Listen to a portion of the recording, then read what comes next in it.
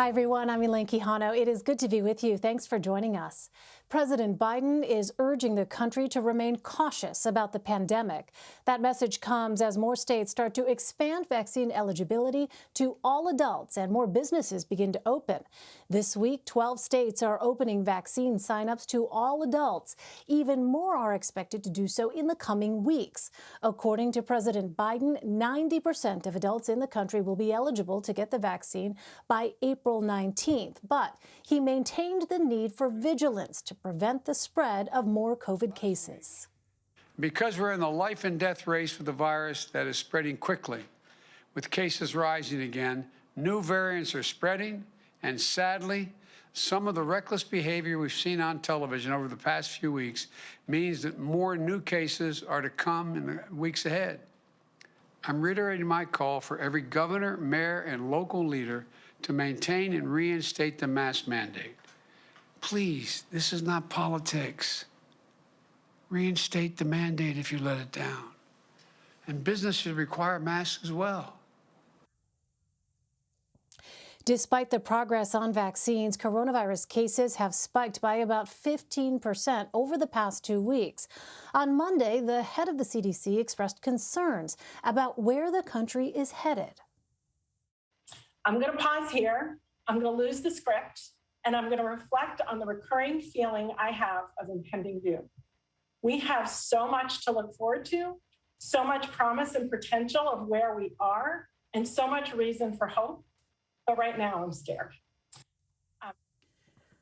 A new joint study by the World Health Organization and China says COVID-19 was most likely originally transmitted from bats to humans through another animal.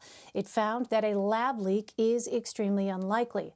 China's lack of transparency has been a source of concern and frustration for a number of parties trying to investigate the virus. Nancy Cortez, Annie Linksey, and Andrew Desiderio join me now. Nancy is CBS News chief White House correspondent. Annie is a White House reporter for The Washington Post. And Andrew is a congressional reporter for Politico. Welcome to you all. Nancy, let me start with you. You said earlier the Biden administration is not in the habit of setting goals it cannot meet. But the goal for 90% of adults to be eligible for a vaccine in 3 weeks, it's not that they're all actually going to get a vaccine by then. So what are officials doing to meet that goal? Well, first of all, they are in touch with the manufacturers and they know how much vaccine is going to be released and shipped and delivered every single week. And that number is going up and up. This week, for example, White House officials said this morning they're looking at about 30 million doses of vaccine that are going to be shipped out. And that is a threefold increase from the weekly supply that we saw just a couple of months ago when President Biden took office.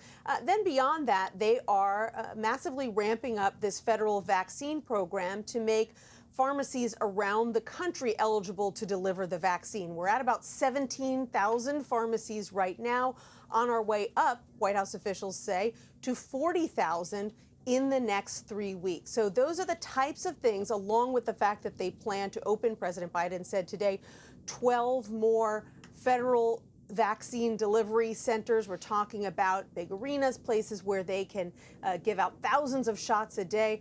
All of those things make him and his White House team confident now that 90% of the American public will be eligible by April 19th. You're right, that doesn't mean everyone will get it by then, but certainly everyone who's been waiting and checking and refreshing to see if they've gotten that email, to see whether they are eligible, whether they've gotten the possibility to make appointment. What the White House is saying now is that that is really going to be on hyperdrive over the next few weeks.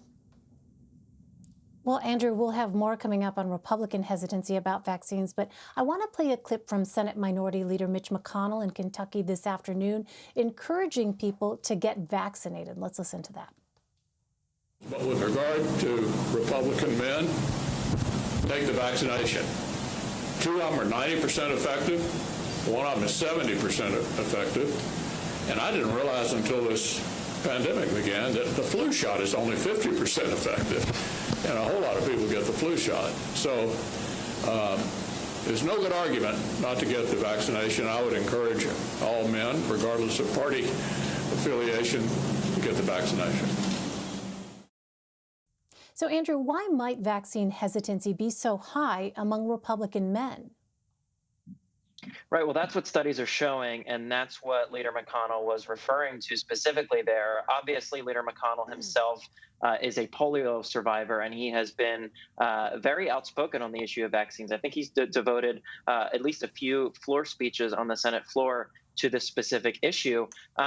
And even within his own ranks, there is some vaccine skepticism, at least. Senator Ron Johnson, for example, Republican from Wisconsin, has publicly sort of undermined confidence in the vaccine. The latest I had heard from him on Capitol Hill last week was that he hadn't even taken it when most lawmakers, the vast majority of lawmakers actually, have gotten the vaccine.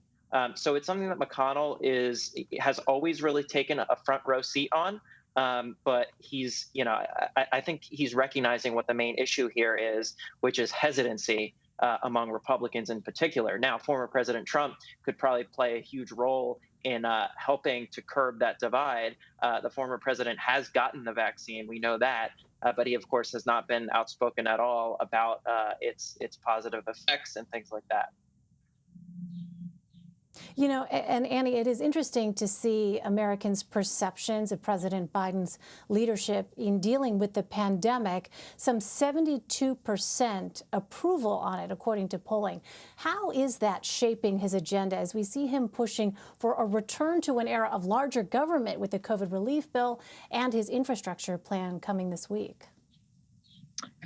Look, that's a great question. I mean, Biden's response to the pandemic will define his presidency. It is the reason that he won. This concern that Americans had and voters had that Trump was unable to handle the pandemic, was not doing a good job at it. And that is sort of the number one thing that Biden has had to do. I mean, but you saw last week, I mean, when Biden held his first formal press conference, there was not a single question about the pandemic. And, I know that Biden's advisors took that to mean, like, we're doing a good job. And so, when a president has a very complicated task to do, one that his predecessor was, by all accounts, not doing particularly well, and is, as the poll you pointed out showed, is doing quite well at it, it gives him political capital. You're seeing, and that makes him feel pretty confident about his next steps. And now he is a very confident president on the verge of introducing what we're just reporting today is going to potentially be a $4 trillion infrastructure plan with $3 trillion in new taxes. I mean, this is really kind of stunning numbers when you think about it. This comes on the heels of just passage of a nearly $2 trillion package. So, we're looking at Joe Biden in his opening weeks spending, spending $6 trillion in new spending. I know this most recent $4 trillion would be over 10 years. It's not quite the same bucket as the first, but these are extremely large numbers that are being batted around. And they are possible because his presidency is not mired in concerns over vaccination. It's not mired in debates over whether to wear a mask or not. Saying that, there has been yesterday and today some kind of gloomy news on the COVID front. For the first time, these cases are rising. And so it remains to be seen if Biden can still continue to sort of ride this very early victory that he's been having. Those cases, if they become out of control, that's going to really change the narrative around the early phase of this presidency. Yeah. Nancy, let me ask you on what Annie was just talking about, though, a moment ago, this Build Back Better plan. She mentioned this cost. How is it going to be paid for? She says taxes, but what exactly does that look like? Yeah, the lion's share would have to be taxes, both raising the corporate tax rate, which had been lowered during the Trump administration, and then raising taxes on the wealthiest Americans, people making more than $400,000 a year, according to this White House. So we haven't seen the figures. We don't know exactly how high they'd like to hike the corporate tax rate or by how much they'd like to hike personal income taxes for wealthy Americans. But that is something that has been a bit of a shift in recent days. The White House had always said that they wanted to cover some of the cost, by increasing taxes. But at this point, it looks like they're going to be actually much more aggressive. Now, is this simply the starting point of a negotiation and then they can come back from that? Or are they truly concerned that if they don't pay for some of these initiatives, which, after all, in the past, they have argued that infrastructure spending pays for itself because it spurs economic activity, it gives people jobs. So they've often argued in the past that you don't need to pay for some or all of it. So this is a big shift. It signals that they know that they are going to get hammered by Republicans and potentially by some Democrats if they don't try to pay for it somehow. On the other hand, paying for this infrastructure plan with higher taxes is a total non-starter for Republicans. So, this is the path that the party and the president have decided to take, but we won't see the final details until he unveils his infrastructure proposal on Wednesday in Pittsburgh. So, Andrew, with that landscape that Nancy just laid out, what are those viable paths that Democrats have to pass this plan in the Senate?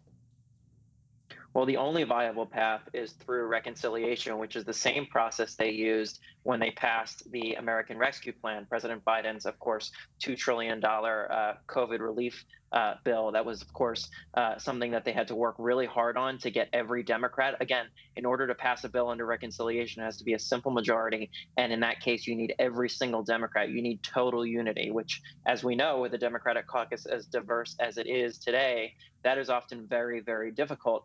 But what it's also a recognition of is the fact that, Senator Schumer does not really want to address the filibuster quite yet.